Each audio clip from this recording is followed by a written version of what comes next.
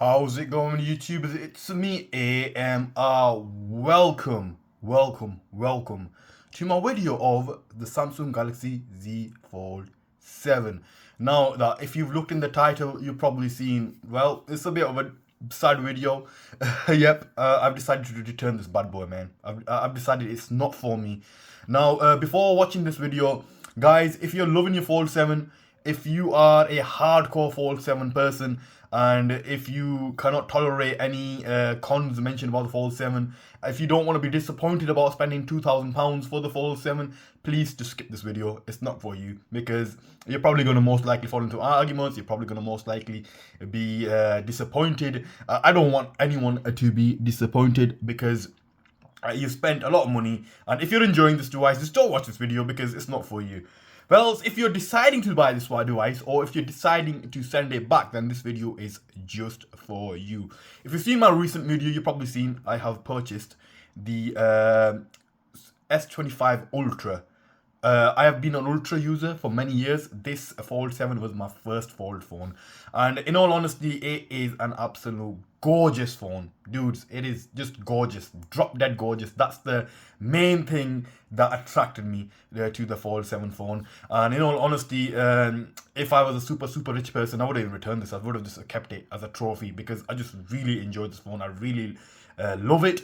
But then you're thinking, hang on a second, why on earth are you returning it? So first things first, I'm not going to be, it's got a case on at the moment, so I'm not going to be one of those reviewers that's going to say, oh, it wobbles, I don't like it. Oh, I can't open it, it's too hard to open, I don't like it. I'm not going to mention that. Oh, it doesn't have a vapor chamber, I don't like it. Oh, the camera quality is crap. Oh, look, that bump there, that's really bad. Dude, they're just amateur things that you need to put in cons videos. They are not the reason why you should be hating this phone at all. They're just standard. I mean, look, every phone wobbles, dude. Every phone almost has a camera at in the front. These are the things that you should not be dissing a phone for. My main reason is, guys, the front screen is not there yet. It's not there yet. I mean, it looks almost identical. Look at that. Both of them, they look almost identical, but it's the wider screen, the bit more taller screen. That's what I want. I am a bit of a busy person. I can't be bothered to keep on opening the Fold. Like the inner screen, first of all, I don't use it. I'm scared to use it. I don't like the feeling of this laminated, fragile screen, dude. I mean, come on, you've spent £2,000 on something, and this feeling here, this laminated feeling, I don't like it. I really don't. I do understand it's got a screen protector over it. Even if it did have a screen protector over it, there's no way you can feel glass, guys. That's another thing which I kind of didn't like. I mean, I'm a brand new Fold user, by the way. I do understand they can't make it out of glass until maybe 2050, where they make bendable glass or something. But yeah, and another thing, the crease, dudes, it's there. It is there. I mean, you can't see it properly, but it is there, man. Seriously, in lighting conditions, it looks horrible. It really does. You can't say the Fold 7 does not. Look at that. You can see a bit there. Now it's dimmed out. You can see that crease. You can see it. And I mean, I do understand it's a foldable phone. It's meant to have a crease. Any foldable thing in the world, if you fold it, it's gonna have a crease. But if you spend £2,000 on something and all you can see is the crease, dude, I mean, it's there. Even like, for example, you can't see it now, but if you look closely, you can see it. It's like being bent in. The pictures, the text, if you read any text and stuff like that, it's bent in. I don't really like that as well, guys. It's like you spend £2,000. You know, in the UK, if you look hard enough, you can get two small cars for £2,000, guys. Seriously, and you get that, and it's got that crease. That's another thing I don't like. And one more thing, guys. Seriously, let me just check. This is something that doesn't get spoken to about often. Let me just pull something up here. So here you see let me just reduce the volume. Here is one of my unboxing videos of the S25 Ultra. Now, no matter which way you put it, right? For example, I've put it this way, right? If I put, like, just a sec, let's get a proper comparison going, man. Seriously, because if I don't do this, people are gonna say things, man. So just a second. Surprisingly, I didn't get any ads on this, but I'm getting an ad on my Ultra. Just bear with me, guys, until I skip the ad. And then here you go. There you go. Right? And Here, look. Which is the bigger screen? Which is the bigger screen, guys? You tell me, right? Even if I put it over it, it's still taller, guys. Seriously, come on. Which is you're getting this phone? You're getting this phone for a bigger screen. Nope, video wise, clearly this is the winner, right? Okay, you say no, Emma, you're watching it the wrong way. Watch it this way, right? Okay, fine, no worries. I'll watch it this way. Look, the S25 Ultra is still clearly bigger. Look at that angle, it's popping out more there, right? It is clearly bigger. Yes, I understand this is a bit more fatter, but come on, man. You're not getting no bigger picture. Yes, I can do this. Oh, wait, if I do it the other way. Right? I can do that, but that's just completely zoomed in. Like, what are you guys talking about? Like, how are you gonna watch a movie like this? I mean, some videos like my video, I'm only showing the phone here, is good, but it's not happening. It really isn't happening. I'm not gonna mourn too much about the S Pen either. S Pen, guys. I mean, this phone's got it. This phone's got the S Pen right here. But I'm gonna be honest with you. The S Pen in this phone is probably gonna be staying in there. It's gonna stay in there. I'm not gonna even use it. However, when I do editing, when I do the AI features, I do feel like the S Pen over here was lacking. Like my fat fingers, I can't draw around like that. And in terms of gaming, this phone I didn't have a problem with gaming at all. Let me just show you something. So, full max out performance on this S25 Ultra, right? I really enjoyed it. I really enjoyed the big screen. I mean, the games were in big screen. So many games that I played were optimized for the big screen. I don't know what Hogwarts level of magic tricks they put in this phone, right? But what on earth? Why is it downloading 3 gigs again? Right, never mind. Let's put a different game on. I don't know what Hogwarts level of trickery they put in this phone. It's got no vapor chamber, right? It's got no vapor chamber, but guys, it is what on earth? Why isn't dude? All the weird things happen when I am video recording, right? That ad not normally get there, guys. Just ignore that ad, right? Like, have I just put on the wrong game? Seriously, come on, AMR.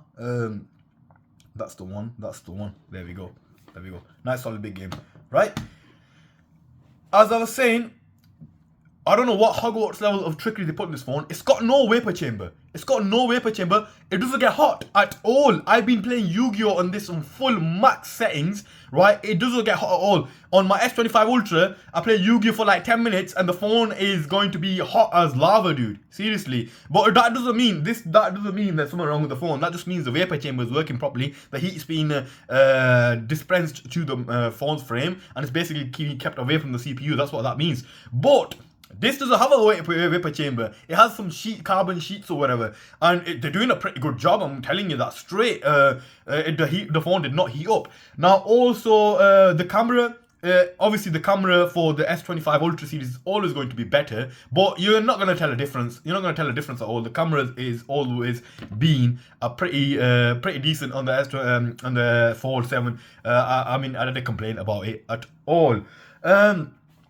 Also, this phone is a absolute dust magnet, guys. It is dust magnet. Sooner or later, the dust is gonna destroy the hinge. Allow me to show you. Let me just get the case off, right? A case is another thing that I need to discuss, right? Check this out. Let me look. I am still scared of folding this phone. That's another reason why I'm giving it back. I shouldn't be scared, but I am, because I know I spent £2,000 for this and I'm scared of closing this in and out, right? Look at that. I don't know if you can see that on camera. Let me put it a bit more closer for you, right? Look, can you see that dust? Can you guys see that dust? Right? I've got a case on. The case is protecting the hinge, but can you see that dust? Right? And let me tell you another thing. When I'm going to open this, right, the dust is gone. Where has it gone? It's gone inside the hinge. And like a wiper, like an absolute wiper, it's probably gonna end up underneath that. You know, if you rip this up, the hinge is exposed. All the dust is gonna go under the screen, and sooner or later, the screens are gonna have bumps. Guys, seriously, I've seen people that have got fold phones for many years, and they've got bumps in the screen. They don't admit it. They don't admit. Of course, who's gonna admit it?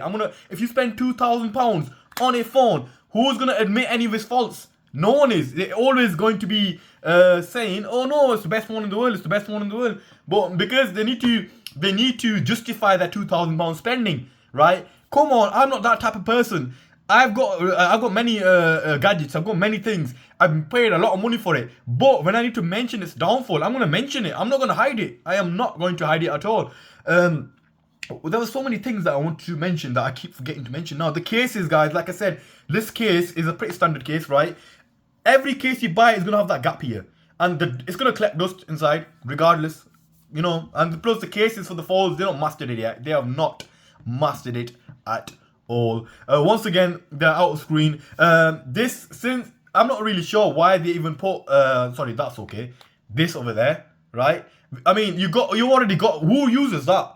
No one uses that. But obviously, like I said, that's not one of the things that I should be mourning about, because at the end of the day, it's on my standard soap bar phone. But like, ever since I've got this phone, I've changed the way how I'm walking. Seriously, I'm scared that's gonna break. I've seen Jerry Riggs' video, and he's done some amazing testing on the phone, but his tests are a little bit flawed, because it's like saying, if you punch me once, I'm gonna get back up. If you punch me twice, I'm gonna get back up. But if that keeps on happening to me, if you're gonna punch me like continuous Bruce Lee types of punches, right, that's when I'm gonna fall down and not get back up. What Jerry Rig does is saying that he gives the phone one punch, which is like hardcore bending, hardcore things like that, and then obviously the phone is pretty strong at that point. But for continuous everyday usage, I don't see this lasting. And no fold lasts, guys. I've not seen people with a fold last more than 5 years, right? Because another thing I forgot to mention, this phone, after a certain amount of time, you're gonna have to change this inner screen protector. Why? You paid £2,000. Why do you have to change it? Because there's gonna be bubbles. There's gonna be bubbles everywhere. Not everywhere, like specifically here. It's gonna like protrude, right? I don't want to do that. Why should I do that when I paid a £2,000 phone?